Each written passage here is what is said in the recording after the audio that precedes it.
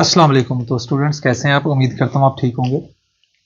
आज जिस चीज़ के बारे में हम डिस्कशन करेंगे वो बहुत इंपॉर्टेंट है और वो है हमारे पास चैप्टर लिक्विड्स के लिक्विड्स होते क्या है। तो लिक्विड्स को अंडरस्टैंड करने से पहले आपको एक चीज़ मैं बताता चलूँ कि कोई भी चीज़ होती है उसके पहले टॉपिक को अंडरस्टैंड करते हैं, उसके टाइटल को अंडरस्टैंड करते हैं कि हमें जो लिक्विड का टाइटल है ये बता क्या रहा है। तो सबसे पहले लिक्विड का वर्ड आया कहाँ से? तो लिक्विड जो है बेटा आपको पता है सबसे पहले नंबर पे ये स्टेट ऑफ मैटर है। क्या है ये? State of matter. हमारे पास पहली चीज आ गई। अब स्टेट ऑफ मैटर हमारे पास और भी हैं क्योंकि मैटर हमें पता क्या होता है। इधर मैं मैटर की भी थोड़ी सी डेफिनेशन आपको बता दूं कि हम जानते हैं कि मैटर कोई भी ऐसी चीज होती है विच हैज मैस, और जो मैस रखती हो, and occupy space, and occupies space. कोई भी ऐसी चीज जो मैस रखती हो और जगह घेरती हो उसको हम मैटर बोलते हैं। अब मैटर की एक स्टेट है लिक्विड। मैटर की आपको पता है डिफरेंट स्टेट्स होती हैं। कौन कौन सी डिफरेंट स्टेट्स हैं? आपके पास गैस है, आपके पास लिक्विड है, सॉलिड है, प्लाज्मा है, लिक्विड क्रिस्टल्स हैं। तो डिफरेंट टाइप की हमारे पास स्टेट्स हैं इसकी मैटर की, डिफरेंट मैटर की स्टेट्स होती हैं। उनमें से एक स्टेट आज हम जो है लिक्विड्स को स्टडी करने लगे हैं। तो सबसे पहले हम बात करते हैं लिक्विड का वर्ड आया कहां से। बेटा लिक्विड का वर्ड जो है ये एक लैटिन वर्ड था, लिक्वो। ठीक है, लैटिन वर्ड था LIQ। हम इसको लिक्वो लिखते हैं, UEO, लिक्वो। तो ये हमारे पास जो वर्ड है लिक्वो, इसका मतलब क्या था? इसका मतलब था फ्लूइड। कोई भी फ्लूइड जो होता है उसको हम बोलते हैं लिक्वो। तो वहां से लिक्विड का वर्ड आ गया। अब मैं यहाँ पे कंपैरेटिव एनालिसिस करूंगा। पहले तो मैं इसकी डेफिनेशन लिखूंगा कि असल में लिक्विड है क्या। तो लिक्विड बेसिकली हम इसको स्टेट करेंगे इसकी डेफिनेशन के साथ। लिक्विड क्या है? The state of matter. हमारे पास ये state of matter which do not have definite shape, जिसकी कोई डेफिनेट शेप नहीं है। Which do not have definite shape but definite volume, लेकिन इसका वॉल्यूम डेफिनेट होता है। इसका क्या मतलब है? इस डेफिनेशन को अंडरस्टैंड करने के लिए हम एक इलस्ट्रेशन आपके सामने शो करते हैं। तो ये जो मैंने डेफिनेशन लिखी है इसको जो है हम ऐसे हाईलाइट कर लेते हैं ताकि हमें पता हो कि हमने लिक्विड की जो है वो डेफिनेशन अंडरस्टैंड कर ली है। अब इस डेफिनेशन के अकॉर्डिंग मैं यहाँ पे एक लिक्विड बनाता हूँ, एक गैस बनाता हूँ और एक सॉलिड बनाता हूँ। चलें फोकस करें। आपके पास एक लिक्विड है, आपने इसको एक जग में लिया हुआ है और जग आपके पास कुछ इस तरह से है। ये आपके पास एक जग है और इस जग के अंदर आपने कोई भी लिक्विड लिया हुआ है और लिक्विड में सपोज करें इसके अंदर मैंने पानी लिया हुआ है। तो मैं इसको ब्लू कलर से ड्रॉ कर लेता हूँ। ये ले भाई, मैं इस पर पानी ले लिया। इसके अंदर H2O है और उसका जो वॉल्यूम है वो आपने लिया हुआ है 1 dm³। क्या लिया हुआ है? 1 dm³ उसका वॉल्यूम ले लिया है। अब मैं इस डेफिनेशन को जस्टिफाई करने लगा हूं कि जो लिक्विड्स होते हैं उनका वॉल्यूम तो डेफिनेट होता है लेकिन उनकी शेप डेफिनेट नहीं होती। मतलब शेप उनकी चेंज हो सकती है लेकिन उनका वॉल्यूम फिक्स रहता है। और अब हम इस वाटर को 1 dm³ वाटर को जो कि जग के अंदर था इसको हम डालते हैं एक खुले बर्तन में। अब मैं खुला बर्तन भी ड्रा करने लगा हूँ। आपके पास वो खुला बर्तन कुछ इस तरह से है जैसे आपने परात होती है जिसमें नॉर्मली घरों में लेडीज आटा वगैरह जो है उसको गूंथती हैं। तो अब मैंने इस पानी को इस परात में डाल दिया, या टब लाइक होती है ये। अब ये वाटर जो है आपने इसके अंदर डाल दिया 1 लीटर पानी, 1 dm³ वाटर, और ये इसमें आ गया। अब देखें इसमें भी जब मैंने वॉल्यूम देखा तो वॉल्यूम उसका 1 dm³ ही था, वॉल्यूम 1 dm³ ही था, लेकिन शेप देखें वो डिफरेंट है। जग के अंदर वाटर की शेप इस तरह से है जैसे जग की शेप है ऐसे, और ये जो आपने बाउल टाइप लिया है, परात तरह की ली है चीज, इसके अंदर इसकी शेप कुछ इस तरह की है, परात की तरह की है। तो इसका मतलब ये है कि जो लिक्विड्स होते हैं वो अपनी शेप तो वेरी कर सकते हैं लेकिन उनका वॉल्यूम फिक्स रहता है। तो ये आपकी डेफिनेशन आपको अंडरस्टैंड करवाती है।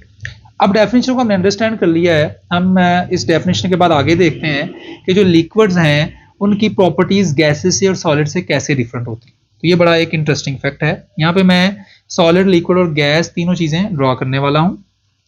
तो हम क्या करते हैं, हम कंटेनर ले लेते हैं 3 एक ही साइज के, एक ही तरह के कंटेनर ले लिए मैंने। एक ये हो गया, दूसरा कंटेनर आपके पास ये है, और थर्ड कंटेनर आपने यहाँ पे ये ले लिया। अब आपके पास ये 3 कंटेनर्स आ गए। पहला कंटेनर आ गया आपके पास जिसमें मैं लेता हूँ गैस, इसमें मैं यहाँ पे गैस लिख देता हूँ। दूसरे कंटेनर में मैं ले लूँगा लिक्विड, इसलिए मैं यहाँ पे लिक्विड लिख देता हूँ। और इसमें मैं ले लूँगा सॉलिड, इसलिए मैं यहाँ पे सॉलिड लिख देता हूँ। अब हमारे पास 3 कंटेनर्स हैं। मैं एक्चुअल में आपको शेप दिखाना चाह रहा हूँ, मॉलिक्यूल्स की अरेंजमेंट बताना चाह रहा हूँ कि गैस के अंदर मॉलिक्यूल्स किस तरह से अरेंज होते हैं, लिक्विड के अंदर और सॉलिड के अंदर किस तरह से होते हैं। तो मॉलिक्यूल्स को हम ड्रॉ करेंगे रेड कलर से।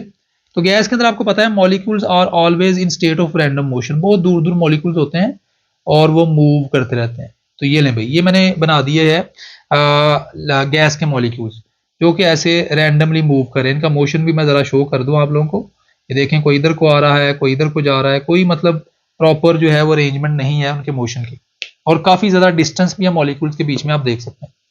लेकिन हम लिक्विड के मॉलिक्यूल्स की बात करते हैं तो लिक्विड के मॉलिक्यूल्स इतने दूर दूर नहीं होते, इवन क्लोज क्लोज होती हैं और एक दूसरे को टच कर रहे होते हैं। ये सपोज करें आपके पास ये मैंने लिक्विड के जो है वो मॉलिक्यूल्स ड्रा कर रहा हूँ, ये एक दूसरे को ऑलमोस्ट टच कर रहे होते हैं। तो ये इतने ज़्यादा जो है ना तो टाइटली पैक्ड होते हैं, क्लोजली पैक्ड कह सकते हैं, लेकिन इनको टाइटली पैक्ड आप नहीं कह सकते। तो अब ज़रा फर्क देखिएगा गैस में और लिक्विड में, कि गैस में मॉलिक्यूल्स काफ़ी दूर दूर हैं और बहुत हैफजर्डली जो है वो मूव कर रहे हैं, लेकिन इन केस ऑफ लिक्विड वो इतनी स्पीड से मूव नहीं कर रहे। क्यों?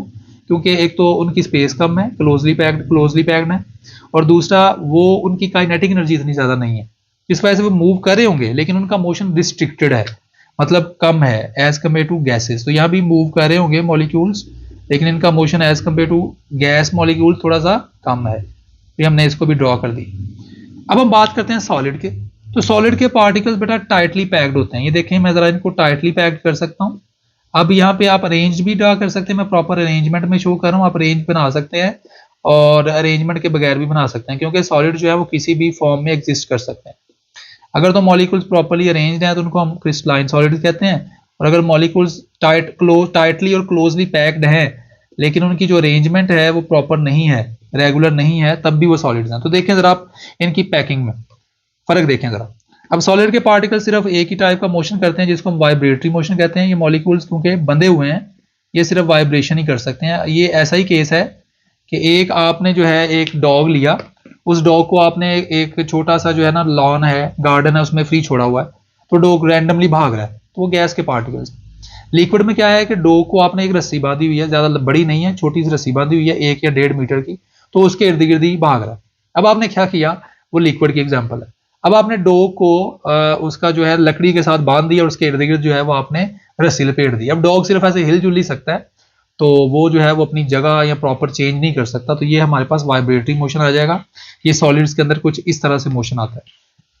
अब यहाँ से मैं थोड़ा सा डिस्कशन करूंगा मोशन के हवाले से कि गैसेस जो हैं आपको पता है all type of motion show करती हैं। तो यहाँ पे मैं मोशन की हेडिंग दे देता हूँ, ये भी अंडरस्टैंडिंग के लिए। यहाँ पे मैं काइनेटिक एनर्जी की हेडिंग दे देता हूँ, काइनेटिक एनर्जी किसकी ज़्यादा होती है। और यहाँ पे हम इसके डिफ्यूजन रेट की बात कर लेते हैं। वो आ तो मोशन में जाता है लेकिन हम यहाँ पे डिफ्यूजन रेट की बात कर लेते हैं। तो यहाँ पे अगर आप ये इस तरह से चीज़ें मेंशन कर लेंगे तो आपको कॉन्सेप्ट अंडरस्टैंड करना इजी हो जाएगा। अगर हम गैस के मोशन की बात करें तो गैस का मोशन ऑल टाइप होता है, रोटेटरी भी होता है, वाइब्रेटरी भी होता है और ट्रांसलेटरी भी होता है। Rotatory, vibratory, translatory. लिक्विड्स भी ऑलमोस्ट ऑल टाइप का मोशन शो करते हैं, लेकिन इनका मोशन जो है वो थोड़ा सा रिस्ट्रिक्टेड होता है। रिस्ट्रिक्टेड किस वजह से? इनकी एनर्जी कम होती है। तो काइनेटिक एनर्जी इनकी हाईएस्ट, मैं बड़ा शैडो लगा रहा हूँ, इनकी काइनेटिक एनर्जी थोड़ी सी कम होती है और इनकी एनर्जी बिल्कुल कम होती है। और अगर बात की जाए इसके मोशन की तो ये सिर्फ और सिर्फ वाइब्रेटरी मोशन करते हैं, ना रोटेटरी करते हैं ना ही ट्रांसलेटरी करते हैं।